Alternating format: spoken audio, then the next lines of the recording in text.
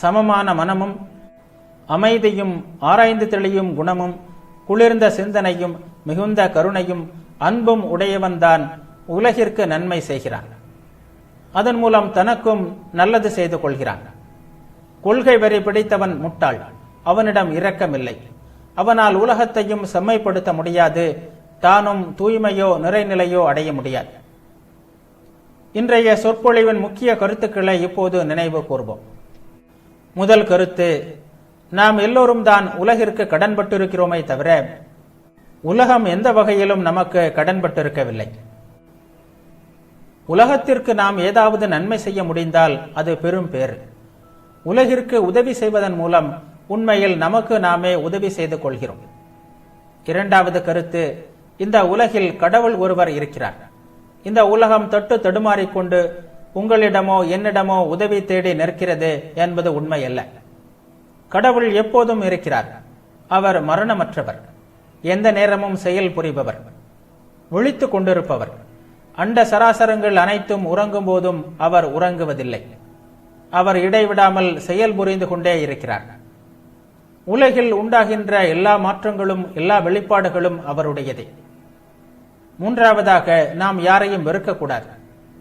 இந்த உலகம் நன்மை மற்றும் தீமை இவைகளின் கலப்பாகவே தொடர்ந்து இருக்கும். பலவீனர்களிடம் இரக்கம் கொள்வதும் தவறு செய்தவர்களிடம் கூட அன்பு செலுத்துவதும் நமது கடமை. இந்த உலகம் ஒரு பரந்த நன்னரை கூடம். மேலும் மேலும் ஆன்மீக வலிமை பெறுவதற்காக அதில் நாம் அனைவரும் பயிற்சி செய்ய வேண்டும். நான்காவதாக, எந்த வகையான கொள்கை வெறியர்களாகவும் நாம் இருக்கக்கூடாது. ஏனெனில் கொள்கை வெறி என்பது அன்பிற்கு முற்றிலும் எதிரானது. கொள்கை வெறியர்கள் நாங்கள் பாவிகளை வெறுப்பதில்லை, பாவங்களையே வெறுக்கிறோம் என்று தேனொழுக வாய்ஜம்பம் அடிப்பதை நாம் கேட்கிறோம். ஆனால் பாவிகளையும் பாவங்களையும் உண்மையிலேயே பிரித்து வேறுபடுத்தி காண்கின்ற ஒரு மனிதன் இருப்பானால் அவனது முகத்தை காண உலகத்தின் எந்த மூலைக்கும் நான் போக தயாராக இருக்கிறேன். அப்படி பேசுவது எளிது. பொருளையும் அதன் குணத்தையும் தனித்தனியாக பிரித்து நம்மால் காண முடியுமானால் நாம் நிறைய மனிதர்களாகி விடுவோம். ஆனால் அது எளிதான காரியமல்ல. மேலும் நாம் எந்த அளவிற்கு அமைதியானவர்களோ, நமது நரம்புகள் எந்த அளவிற்கு பதட்டமின்றி இருக்கின்றனவோ அந்த அளவிற்கு நாம் அதிகமாக அன்பு செலுத்துவோம். நமது வேலையும் சிறந்ததாக இருக்கும். சுவாமி விவேகானந்தரின் கர்மயோகம் சொற்பொழிவுகள். இந்த சொற்பொழிவின் தலைப்பு கர்மயோகத்தின் லட்சியம். வெவ்வேறு பாதைகள் மூலம் நாம் ஒரே குறிக்கோளை அடைய முடியும் என்பது வேதாந்த மதத்தின் மகத்தான கருத்தாகும். இந்த பாதைகளை நான் பொதுவாக கர்மம், பக்தி, யோகம், ஞானம் என்று 4ஆக பிரித்திருக்கிறேன். ஆனால் இந்த பிரிவுகள் துல்லியமாக கோடிட்டு பிரிக்கப்படாதவை. ஒவ்வொன்றும் முற்றிலும் தனியானவை அல்ல, ஒன்றோடொன்று கலந்தவை என்பதை நினைவில் கொள்ள வேண்டும். இந்த கலப்பில் எந்த அடையாளம் முக்கியமாக தென்படுகிறதோ அதை வைத்து அந்த பிரிவை அழைக்கிறோம். கர்மத்தை தவிர வேறெதுவும் செய்ய முடியாதவர்கள், பக்தியுடன் வழிபடுவதை தவிர வேறெதையும் செய்ய முடியாதவர்கள், வெறும் ஞானத்தை தவிர வேறெதுவும் அற்றவர்கள் என்று தனித்தனியாக யாரையும் நீங்கள் காண முடியாது. எத்தகைய மனப்போக்கு, எந்த அடையாளம் ஒருவரிடம் சிறந்து விளங்குகிறதோ அதற்கு ஏற்ப இந்த பிரிவுகள் வகுக்கப்பட்டுள்ளன.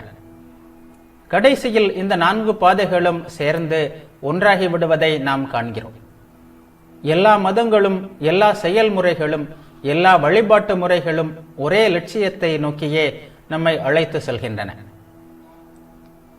அந்த லட்சியம் எது என்பதை காட்ட நான் முயன்றுள்ளேன். நான் புரிந்து கொண்டபடி அந்த லட்சியம் முக்திதான், சுதந்திரம்தான்.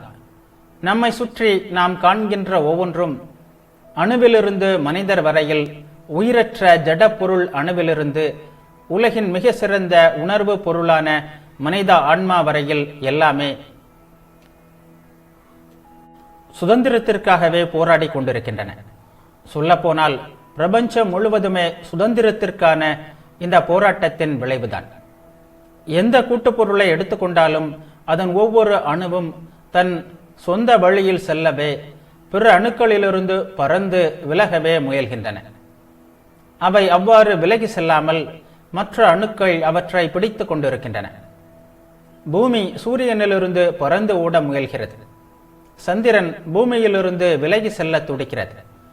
ஒவ்வொரு பொருளும் அகன்று வியாபிக்கின்ற தன்மை உடையதாக உள்ளது. இந்த பிரபஞ்சத்தில் நாம் காணும் அனைத்தின் அடிப்படையும் சுதந்திரத்திற்கான ஒரு போராட்டமே. இந்த இயல்பின் உந்து வேகத்தால் தான் மகான் பிரார்த்திக்கிறார், திருடன் கொள்ளையடிக்கிறான். செயலின் பாதை சரியான திசையில் இல்லை என்றால் அதை நாம் தீமை என்கிறோம். இதே உந்துவேகம் சரியான உயர்ந்த வழியில் வெளிப்படுமானால் அதை நன்மை என்று கூறுகிறோம். ஆனால் இரண்டிலும் உந்துவேகம் ஒன்றுதான். அது சுதந்திரத்திற்கான போராட்டம். தான் கட்டுண்ட நிலையில் இருப்பதை அறிந்து மகான் வேதனை கொள்கிறார். அதிலிருந்து விடுபட விரும்புகிறார். அதற்காக இறைவனை வணங்குகிறார். குறிப்பிட்ட சில பொருட்கள் தன்னிடம் இல்லை என்பதால் வேதனை கொள்கிறான் திருடன். அந்த தேவையை பூர்த்தி செய்து அதிலிருந்து விடுபட விரும்புகிறான். அதனால் திருடுகிறான். எனவே உணர்வுள்ளதாகட்டும் உணர்வு அற்றதாகட்டும் இயற்கை அனைத்திற்கும் ஒரே லட்சியம் சுதந்திரம்தான். அறிந்தோ அறியாமலோ ஒவ்வொன்றும் அந்த சுதந்திரத்திற்காகவே போராடி கொண்டிருக்கின்றன. ஆனால் ஒரு மகான் தேடுகின்ற சுதந்திரம் திருடன் தேடுகின்ற சுதந்திரத்திலிருந்து முற்றிலும் வேறுபட்டது. மகான் நாடுகின்ற சுதந்திரம் அவரை எல்லையற்ற இன்பத்திற்கு, விவரிக்க முடியாத ஆனந்தத்திற்கு அழைத்து செல்கிறது. திருடன் நேசிக்கின்ற ஒன்றோ அவனது ஆன்மாவை மேலும் மேலும் பல்வேறு சங்கிலிகளால் கட்டி சிறையிடுகிறது. சுதந்திரத்திற்கான இந்த போராட்டத்தின் வெளிப்பாட்டை ஒவ்வொரு மதத்திலும் காண முடியும். எல்லா நன்னறிகளுக்கும் சுயநலமின்மைக்கும், அதாவது சிறிய உடம்பே தாங்கள் என்று மனிதர்கள் எண்ணுவதிலிருந்து விடுபடுவதற்கும் அதுதான் அடிப்படையாக உள்ளது. நல்லது செய்கிறான் என்றால், பிறருக்கு உதவுகிறான் என்றால், நான் எனது என்னும் குறுகிய வட்டத்திற்குள் அவனால் அடங்கி கிடக்க முடியவில்லை என்பதே பொருள். இந்த சுயநலத்தை எவ்வளவு விடலாம் என்பதற்கான எல்லைகள் எதுவும் இல்லை. முழுமையான சுயநலமின்மையே லட்சியம் என்றுதான் மிக சிறந்த நன்னறி கோட்பாடுகள் எல்லாமே போதிக்கின்றன. இந்த முழுமையான சுயநலமின்மையை ஒருவன் அடைந்தால் அவன் என்ன ஆவான்? அவன் அதன் பிறகு ஒரு சிறியவனாக, திரு இன்னார் ஆக இருக்க மாட்டான். எல்லையற்ற விரிவை பெற்று விடுவான். இந்த எல்லையற்ற விரிவுதான் எல்லா மதங்களுடையவும் ஒழுக்கங்களுடையவும் தத்துவங்களுடையவும் போதனையின் லட்சியமாகும். மனிதனை சிறிய உடம்பிற்குள் மட்டுமே காண்பவர்கள் இந்த கருத்தை தத்துவ ரீதியாக விளக்குவதை கேட்டாலே அஞ்சி நடுங்குவார்கள். ஆனால் நன்னறி பற்றி உபதேசிக்கும் போது அவர்களும் இதே கருத்தைத்தான் சொல்கிறார்கள். அவர்களும் மனிதனின் சுயநலமின்மைக்கு ஓர் எல்லையை ஏற்படுத்துவதில்லை. மனிதனை இந்த சிறிய உடம்பிற்குள் மட்டுமே காண்பவர்களுள் ஒருவன் தங்கள் பாதை மூலம் முழுமையான சுயநலமின்மையை அடைந்து விட்டான் என்று வைத்துக் கொள்வோம்.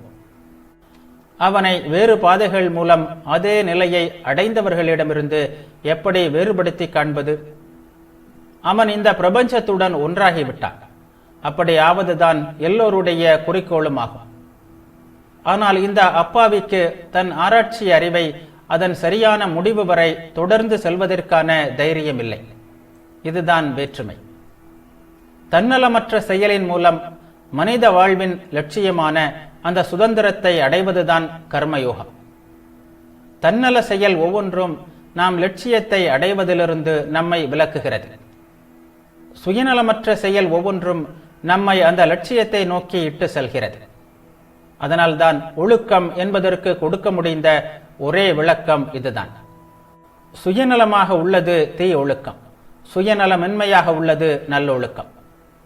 ஆனால் விளக்கங்களுக்கு வரும்போது விஷயம் அவ்வளவு சுலபமாக தெரியவில்லை.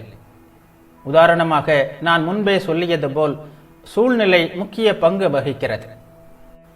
ஒரே செயல் ஒரு குறிப்பிட்ட சூழ்நிலையில் சுயநலமற்றதாக இருக்கும், மற்றொரு சூழ்நிலையில் சுயநலமுடையதாகிவிடும். எனவே நாம் ஒரு பொது கருத்தை மட்டுமே கூற முடியும். விளக்கங்களை பொறுத்தவரையில் அந்த செயல் நிகழ்கின்ற இடம், காலம், சூழ்நிலை இவற்றை கருத்தில் கொண்டு முடிவு செய்வதற்கு விட்டுவிட வேண்டும்.